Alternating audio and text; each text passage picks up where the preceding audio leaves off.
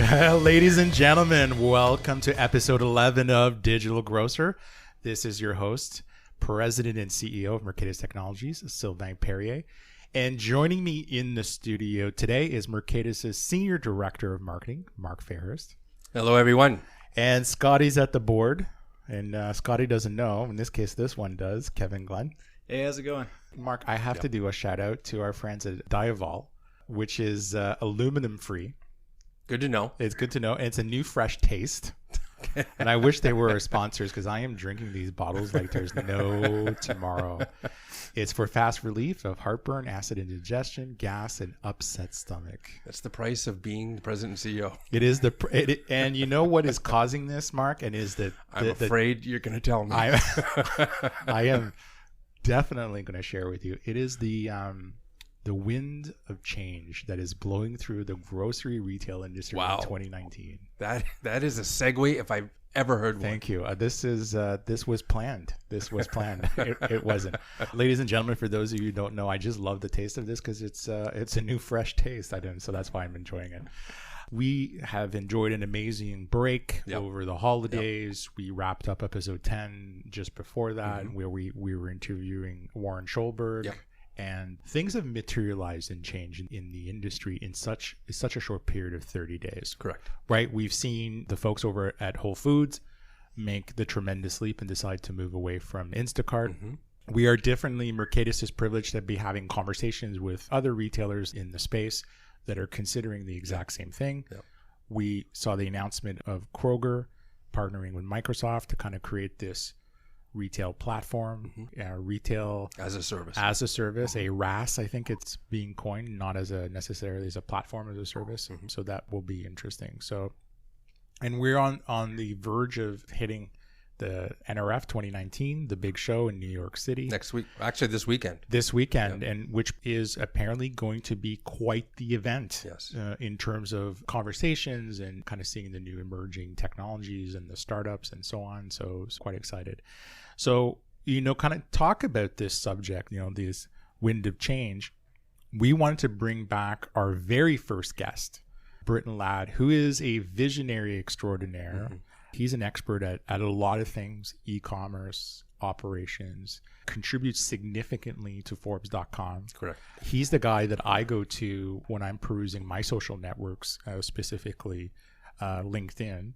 Not just because of what he writes, because it's so insightful, is to actually read the comments coming in from the other people in the industry, whether they're on the technology side, the vendor side, or just purely on the retail side. Mm-hmm. His content elicits feedback, which is kind of interesting and gives us a bit of a preview of what's happening there. And he's joined us on the phone. Yes, he kicked off our season with our pilot. He did. And he's going to be closing our season with this episode. Even more amazing. Brittain, thank you so much for joining us. Oh, my pleasure. It's really fun to be back. Thank you. So, Brittain, you're at the forefront of seeing what's happening in the retail space. From your perspective, what do you see in your crystal ball that's kind of making you go, that's interesting? Let's touch on something you just mentioned, and that's the partnership between Kroger and Walmart and Microsoft. And I'm not surprised at all that Microsoft is working with these companies. The thing that makes me go, is the fact that Kroger and Microsoft and Walmart are so giddy to let everyone know what it is they're doing. So they're unveiling stores, they're talking about a pick the light system, they're talking about what they're doing with machine learning and AI and all these other things. What these executives are saying is, we believe what we're doing with Microsoft really is what's going to help us achieve tremendous amount of success in the future, because we're basically creating a new retail experience. Now, I don't dispute that may be true, but what I question, why in the world do you want to let your biggest competitor know what you have planned? Why do you want your biggest competitor, meaning Amazon, know what technology you're using, how you're going to deploy it in stores? You literally, what Kroger and Walmart and Microsoft are doing is saying, you know what, we're planning to attack you. It's going to happen on July 4th at 7 a.m. we don't think you're going to be ready. And I'm really surprised at how willing Microsoft and Walmart are to talk about what they're planning on doing, what they are doing, and what they will do. And so that's something that jumps out at me immediately. I know for a fact that internally at Amazon, they are taking copious amounts of notes and really researching what's going on in the industry, especially with those three companies. And what Amazon is doing, frankly, is making sure they don't go down that same path. And so that's just one of many things that jumps out at me. In terms of 2019, really what 2019 is going to be is exactly what I wrote in June of 2017. Amazon was going to need 2018 and 2019 to really get their foundation in place. You'll see that Amazon is going to more than likely open up a new format Whole Foods store. And you'll see Amazon unveil some new technology in the store. Pretty confident that you'll see Amazon has an ability to eliminate cashiers, even in a larger retail space. And they'll use 2019 as the year where they really start to perfect how they're going to operate store assortment and technology. So those at the beginning of our discussion are just a few things that I'm seeing. I found it interesting equally with respect to the announcement coming out of Microsoft and Kroger. And part of me, when I put my investor hat on, is it, or board of directors, call it whatever that might be, is it a way for them to elicit support from the investor community to say, hey, this isn't, we're not that much at risk here. We've partnered with the best of breed that could be available to us in a short order. I also think that, I know for a fact that Microsoft really caters to the retailers out there, bringing a lot of those CIOs and VPs of technology up to Redmond to work with them. I wonder if this is more of a Microsoft type project where they're gaining learning from Kroger and exchanging some sort of cloud infrastructure, free services, a way to better position Microsoft, and maybe less so Kroger, I think. In 2019, to me, I think what kind of is interesting, I believe we're going to see probably two things occur.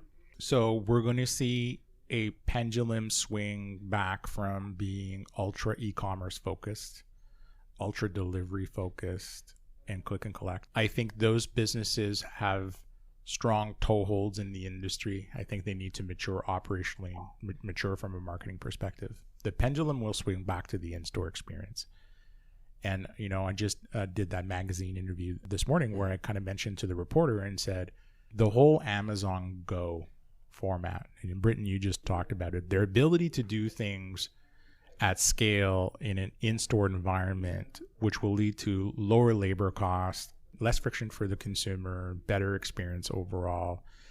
I think that some retailers are going to have to learn how to redeploy quality of service from a technology perspective inside the boxes that they've historically invested in.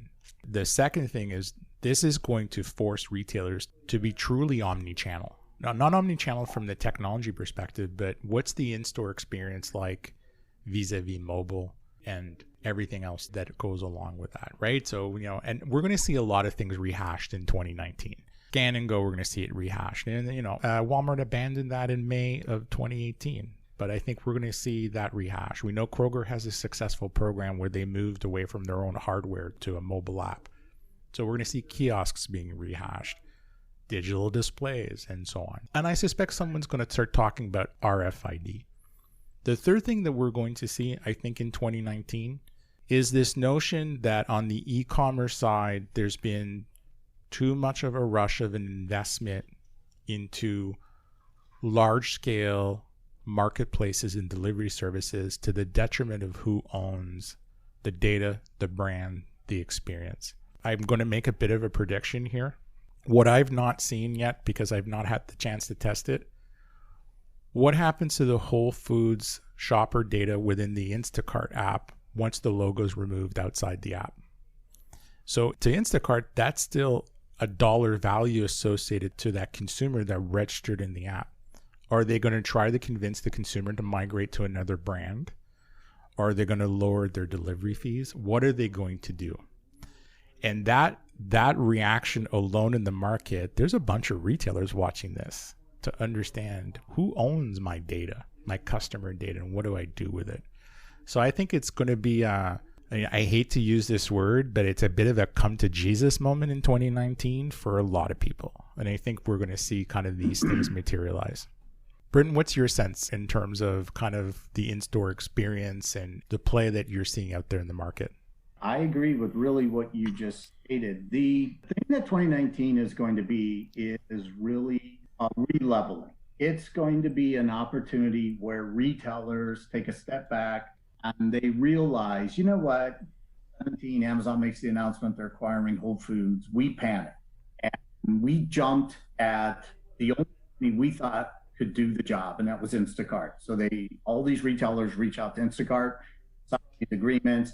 All they cared about was having the ability for customers to order groceries online, have someone who could pick the groceries, and then deliver the groceries. And all the retailers were happy and saying, look, we've really created a firewall. We're preventing Amazon from taking our customers. The problem is that Amazon was never going to be a threat to any grocery retailer until around 2020, 2021. And so a lot of retailers, frankly, just panicked. And they're now realizing, you know what, maybe we signed up with the wrong provider. Data especially is something that's becoming very critical. A lot of retailers are realizing just who owns the data. And as all of you know, I write these articles for Forbes. I wrote one article about the Trojan horse. I wrote it last year.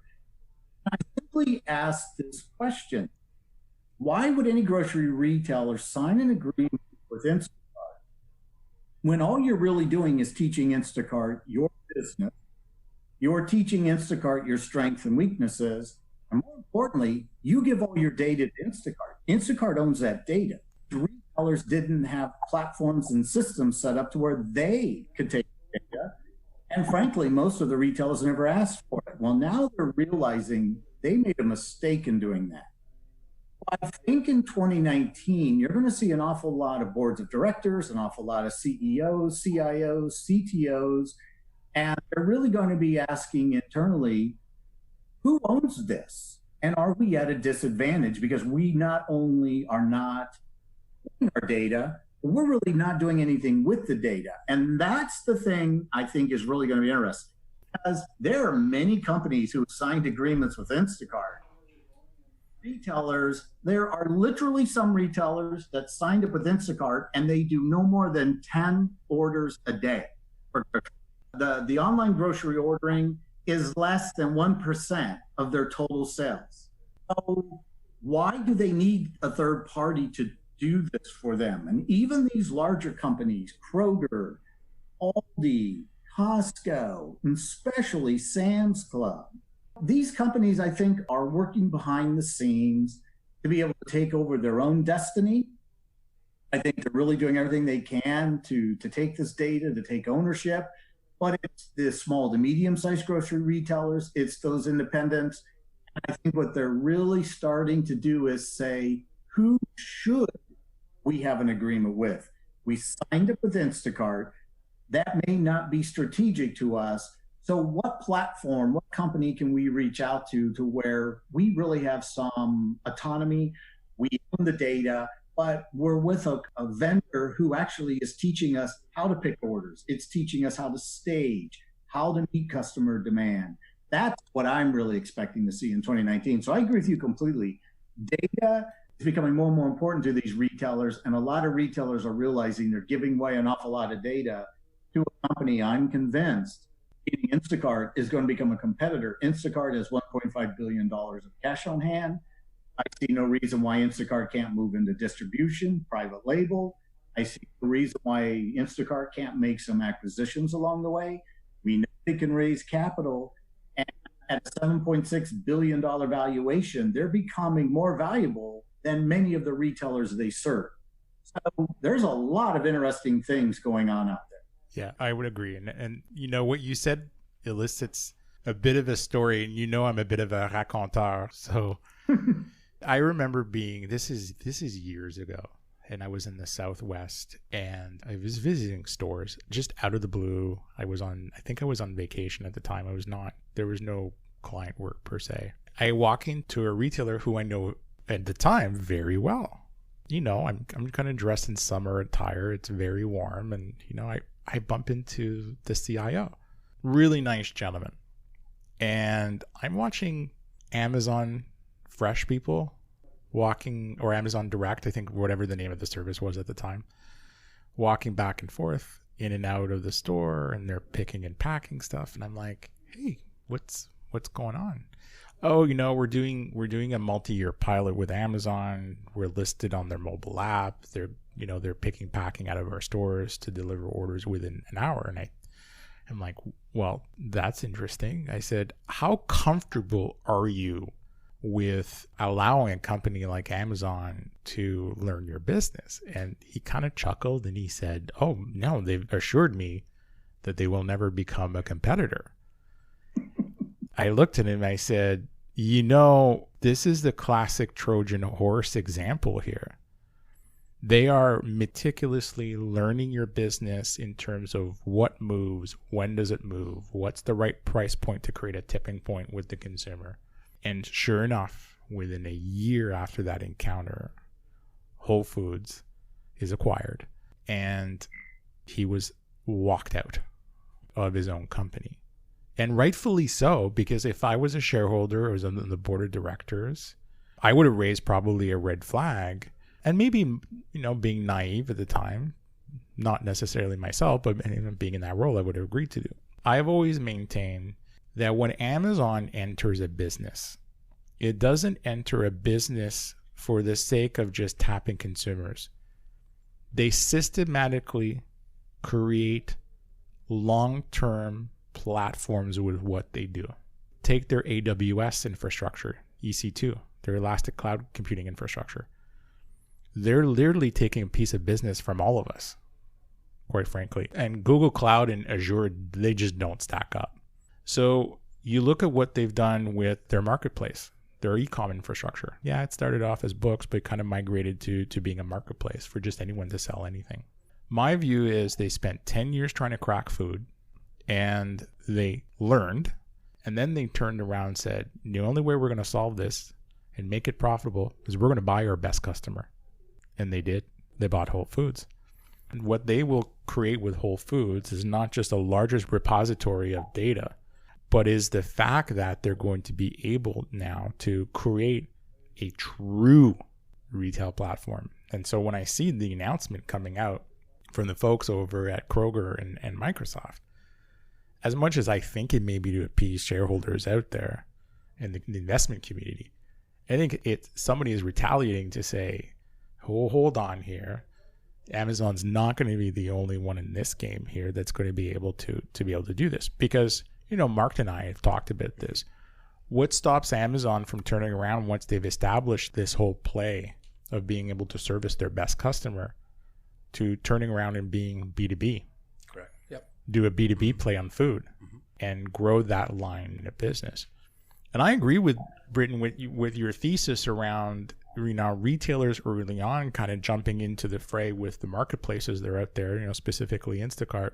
The notion of e-commerce, for food version 2.0 years ago, post Webvan, was transactional model, charge your customers X, technology providers take a cut of that transaction fee out to the shoppers. Very pervasive for a retailer to jump on board because low transaction volume, high labor cost inside the stores, infrastructure costs, so on and so on. Version 3.0 comes out, 4.0, which is where Mercatus' genesis was, really essentially that 3.0 model, which is a subscription model, to the retailer. Here's how much it's going to cost on a quarterly basis, and unlimited customers, unlimited products listed, and so on. But that doesn't necessarily cure the whole labor element behind it, and the fear that retailers have in not knowing how to market these solutions. And then suddenly you have the Instacart solution that comes in, which creates a bit of a false sense of security because, hey, we're going to market this for you and we're going to take care of the labor component. But behind the scenes, we're taking over your data, we're taking over this. You have retailers waking up right now in America, even through the shutdown, and saying, I have a revenue line from e-commerce now north of $100 million, and I don't control it. I don't control its destiny. And worse than that, if I was to walk away from it, I don't know how to walk away from it anymore. And so what happens is the investments retailers have made into their brick and mortar have been commoditized. So why invest in nice stores when your best customer is migrating out of it? And at the same time, I don't know anymore who my customer is, which I think in my world would be cannibalizing trade and co-op dollars that the retailers could be getting from CPGs. It renders some loyalty programs completely ineffective and so on. So really at the end of the day, what have you done? I get it. For some of these small retailers, regional retailers, it just makes plain sense. They don't want to do it. They don't want the headache. They don't have the knowledge.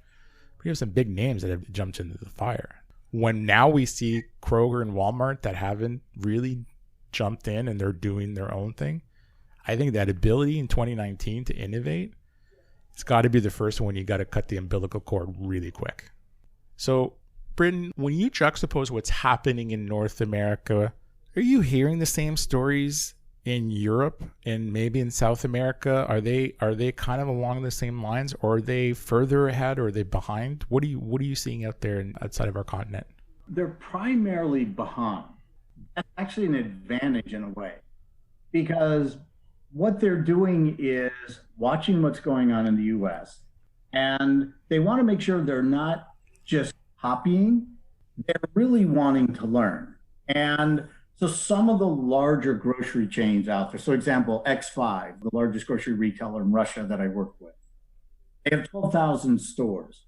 They could have easily just copied what Kroger's been doing or Amazon's been doing, but they've really been taking an awful lot of time to evaluate what's working, what's not working, where's the industry going. And they're laying down some good bets in terms of technology, an in-store platform for them to do their own picking, their own grocery. They're implementing dark stores. So I actually think they're going to be in a really good position in the next several months. South America, they're a little farther behind, but it's a completely different customer model. And so they're really not concerned about having the best of the best in technology. They don't really worry about e-commerce as much. Whenever I think of grocery retailing, it's the US, the United Kingdom for sure, it's China, and it's Russia, and then slowly but surely India is coming along. But really all points are directed to the US, because it's the US that's really leading the world in many ways of this is what we're doing in technology, what we're doing in supply chain, and of course, because of Amazon, everyone is watching what Amazon is doing with groceries. And the thing that I keep saying to people is Amazon has no desire to be a grocery retailer. Amazon wants to reimagine the grocery and the food experience. I keep really cautioning people to say, don't think for a second you know what Amazon is going to do. Because if you think Amazon is going to continue to act as a grocery retailer and maintain the status quo at Whole Foods, I can assure you that's going to be incorrect. Amazon wants to reimagine that entire experience. And that's why I think we're going to see some pretty cool things coming out over the next couple of years, but then it puts us in the same position we were in 2017. Industry of the traditional grocery retailers are going to feel, my gosh, we're behind. And then you're going to have these retailers jumping around trying to copy what Amazon is doing. And again, I think you're going to find some retailers are making some bad bets. I think the smartest thing a grocery retailer can do is relax, step back, reevaluate. Who are your customers? What do your customers want? How do you know who your customers are? What data are you using? What platform are you leveraging to have interaction engagement? Your own? Are you using a third party? How do you know your customers are happy? What differentiates you from everybody else? And I think retailers just need to go back to the fundamentals a little while in 2019 to establish themselves first as a business. And all CEOs need to remember this phrase: the purpose of a business is to create a customer. not maintain customers. You're out there to create customers. And a lot of CEOs have been attracted to every shiny object. You know, you have companies like Kroger that are testing delivery with Neuro, a little robot car that looks like a toaster on wheels. There's just all kinds of crazy things that people are doing out there. And I think a lot of CEOs have become distracted. A lot of grocery retailers need to step back and say, what are we even here for? What's our purpose? And you know what? Your purpose is you have customers, and you need to know what your customers want, and you need to put in the best service and the best platform and the best quality, and you need to be able to really give them a superior customer experience. And because a lot of retailers, I think, have forgotten that, I think there's going to be a shakeup in the grocery industry in 2020. And I think we're going to start to see a lot of consolidation over the next couple of years, as I just think a lot of grocery retailers aren't going to be able to make it on their own. Yeah, I would say from my perspective, to add to that, you know, clean stores, good associates, fresh produce should be just the mainstay, whatever you do. And I think 2017, 2018, historically prior to that, you would not see a lot of mainstream technology so quickly bleed into grocery retail. My cycle at the beginning of every year is kind of interesting. Go to Las Vegas, go to CES, see what's happening, laugh at Panasonic. They're trying to beat Sony at TVs. You know, you go around the corner, 103 inches. You go around the other corner, 110 inches. It's like, it's ridiculous, right? And I'm talking about TVs. And then you would go into other areas and you would just see this or that. And now, like, you go to CES and you are almost assured that when you hit New York at NRF, someone will have a prototype of something running on a new piece of hardware you saw at CES. And that makes it very confusing for retailers. So I would take, to Brittain's point, I would take a page out of what's happening in Europe.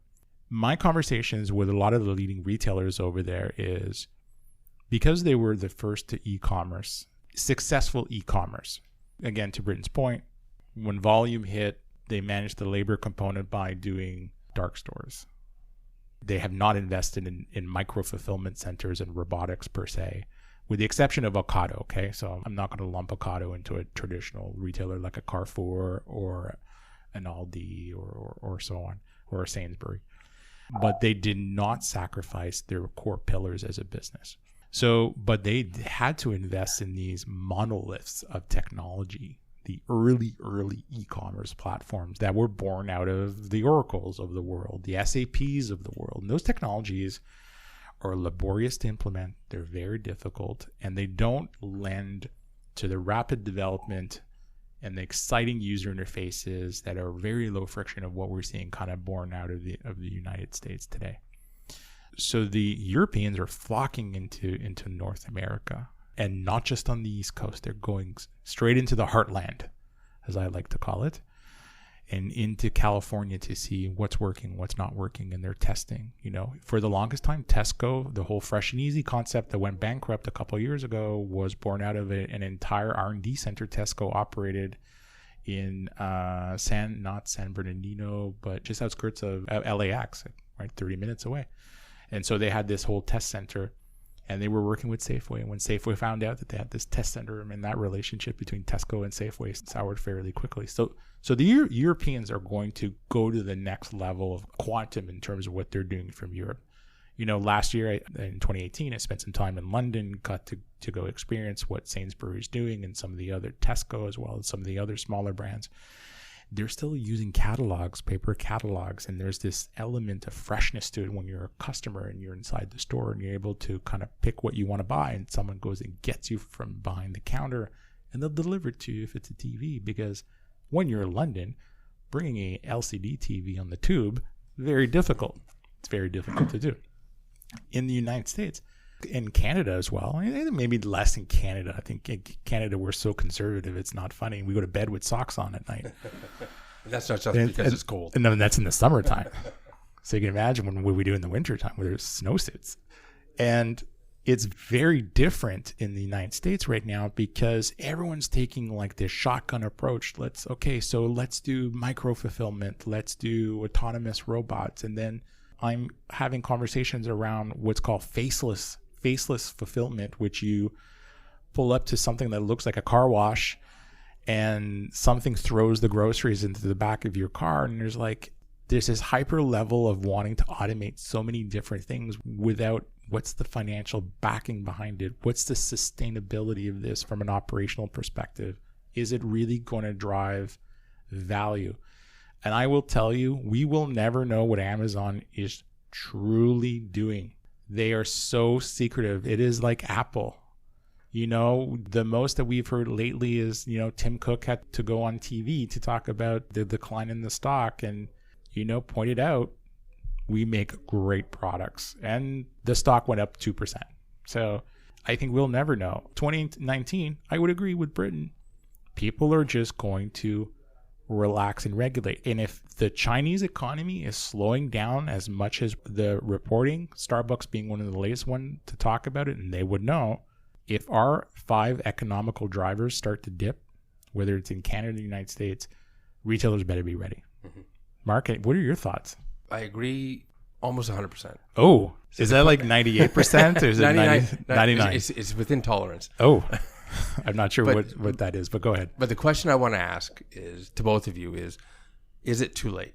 If you've outsourced a key component to your business, if you're a grocery retailer, can you get it back? And that outsource, do they even care? Well, at this point? So I'll answer it first. I'll answer it from a marketing perspective. I think it depends of who you are and what your brand stands for. So what I mean by that is, and here's the backdrop. We know for a fact that the online buyer is typically the largest basket.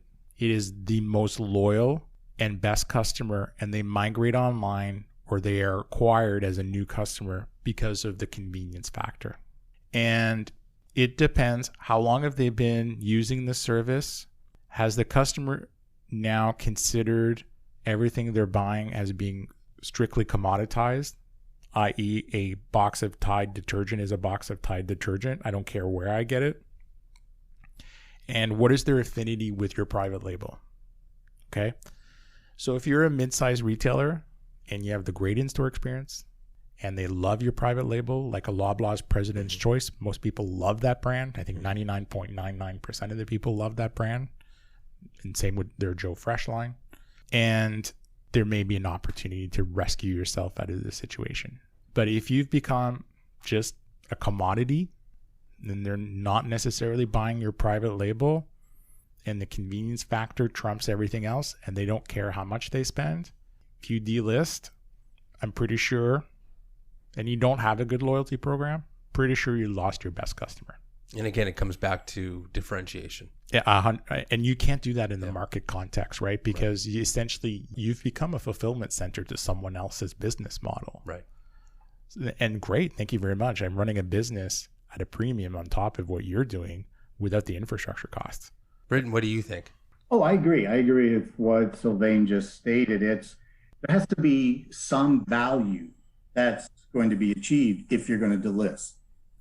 And private label is one of them. And if you've become a commodity and if your customer base is like, we really don't care about price, we just want convenience. So is it impossible? No.